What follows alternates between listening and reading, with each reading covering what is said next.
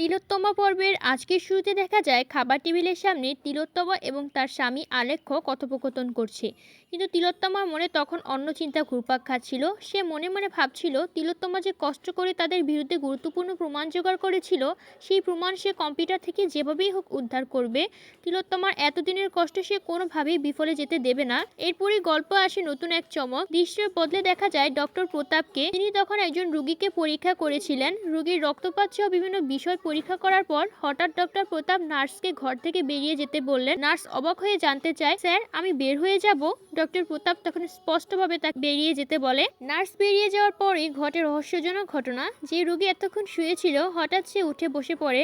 আসলে এই রোগীর সঙ্গে পুরো ঘটনার একটি গোপন যোগসূত্র রয়েছে। তিলোত্তমার রক্তে লেগে থাকা সেই শাড়িটা এবং 5 কোটি টাকা ডক্টর প্রতাপের কাছে পৌঁছে দেওয়ার ব্যবস্থা করা হয়েছে। উদ্দেশ্য একটাই, ফরেনসিক পরীক্ষার মাধ্যমে জানা শাড়িতে থাকা রক্ত সত্যিই তিলোত্তমার কিনা। এরপর ডক্টর প্রতাপের কাছে ফোন আসে আবিরের। আবির জানতে চায় শাড়ি এবং টাকা ঠিকমতো পৌঁছেছে কিনা। ডক্টর প্রতাপ জানিয়ে দেয় হ্যাঁ, 5 কোটি টাকাও পেয়েছে, শাড়িটিও পেয়েছে। এরপর আবির স্পষ্ট করে দেয় 5 কোটি টাকা কিন্তু অর্ধেক অর্ধেক ভাগ হবে। 2.5 কোটি টাকা আবিরের এবং 2.5 কোটি টাকা ডক্টর প্রতাপের। শুধু টাকা ভাগ করাই নয়, আবির ডক্টর প্রতাপকে আরো একটি গুরুত্বপূর্ণ নির্দেশ দেয়, শাড়িটা যত দ্রুত সম্ভব ফরেনসিক পরীক্ষায় পাঠাতে হবে, কারণ শাড়িতে থাকা রক্ত আসলেই তিলোত্তমার কিনা সেটাই এখন সবচেয়ে বড় রহস্য। ডক্টর প্রতাপ তখন তার অ্যাসিস্ট্যান্টকে চাবি দিয়ে টাকাটা কেবিনের ড্রয়ারে রেখে দিতে বলেন এবং শাড়িটি দ্রুত ফরেনসিকে পরীক্ষার জন্য পাঠানোর নির্দেশ দেন। এরপর দেখা যায় আবিরদের বাড়ির দৃশ্য।